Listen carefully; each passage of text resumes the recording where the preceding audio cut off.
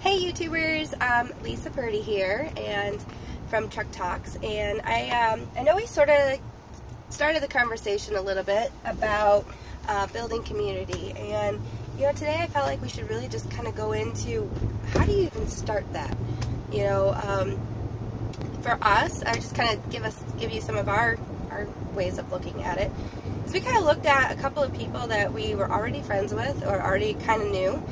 And we just started little things like starting to text message them a little bit more, or trying to call them, every couple days or something. Just where you at in life, what are you up to, those types of, just little things, subtle changes, right? And for us, out of our church, we really like to do life groups. That's something we learned years ago that is very, very helpful. Once a week, just have people over at our house, and that way you can do life together by having a meal together. They say that families really need to have meals together on a daily basis to build connections, and it's true about doing life together. You have to be able to know people's thoughts and enjoy life with them. So the way to do that is really, it's amazing what can happen over a table. So that's what we've kind of done is, we try to have, on Monday nights, we just have dinner at our house, and, sometimes we do board games, sometimes we get into a discussion or, something that's on our hearts, but we've also had a chance to just build relationships in a way that allow us to kind of talk about vulnerabilities or dreams. I love, love, love, love hearing people's dreams and finding a way to help encourage them with that. So, for people that are single, I would say anybody, like if you're female, go find other girlfriends that you can hang out with. Usually 2 to 3 is a good start. And for guys, find a couple of guys that, even if it's you're playing basketball every week for a couple hours or something, because a lot of times you talk while you're playing, right? Or finding a coffee shop that you really love and inviting a couple of friends or a friend once a week to just chillax and just talk about what's on your mind.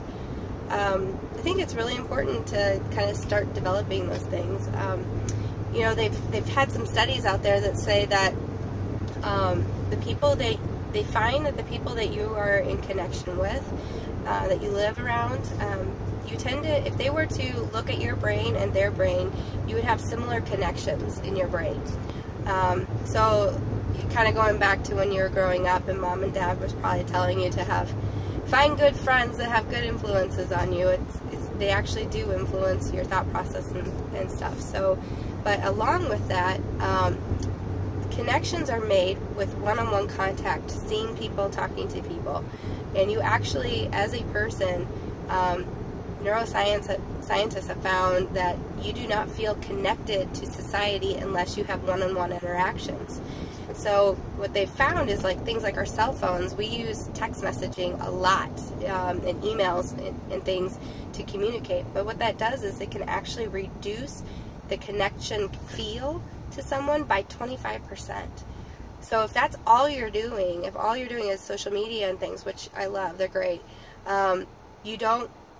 you actually can start to feel like you're on your own a lot because you're not having those connections. And there's actually another study that they found people who live the longest, they were trying to find reasons as to why they live the longest. And diet, exercise, and all that play a factor, but they also saw that people live longer who knew their neighbor and who felt like an invested part of the community. So those are, all good reasons to find a way to connect with someone. Now, if you're into bowling and you're in a bowling group, you are actually finding connections with those people every week when you go to your tournaments. If you are, on a golf team or, say intramural team or something, you can find it there. If you're in a mommy's group, that would be great, connecting with those women. It is hard when the kids are running around, but you can find ways to do it. But yeah, so find a couple of people that you can just do life with, that you can share experiences with. Maybe you go on vacation together. Maybe, maybe at Thanksgiving or around that time you have your own, other Thanksgiving that's different from your whole family. because that way those people who live around you can become an extension of family for you. So those are just some simple thoughts of getting started, and maybe next time we can talk a little bit more about like what things you can be talking about to help build relationships further. But I just wanted to kind of put the thought in your mind of how to at least get started. Find a couple of those people, like I said, that you're already maybe talking to, and just mention to them you want to invest in their life a little bit more, and just want to be, you want to do life together. And every season's different. You're gonna have some friends come and go, but it would be really good if you could find some core people that you really trust, and like I said, just live life with. So it makes it much more enjoyable, and yeah, healthy. It's really healthy for you. So I hope that helps you. Have a great day, and feel free to like this if you do, and leave a comment on what's working for you. I'd love to hear from you, and I'll talk to you next time.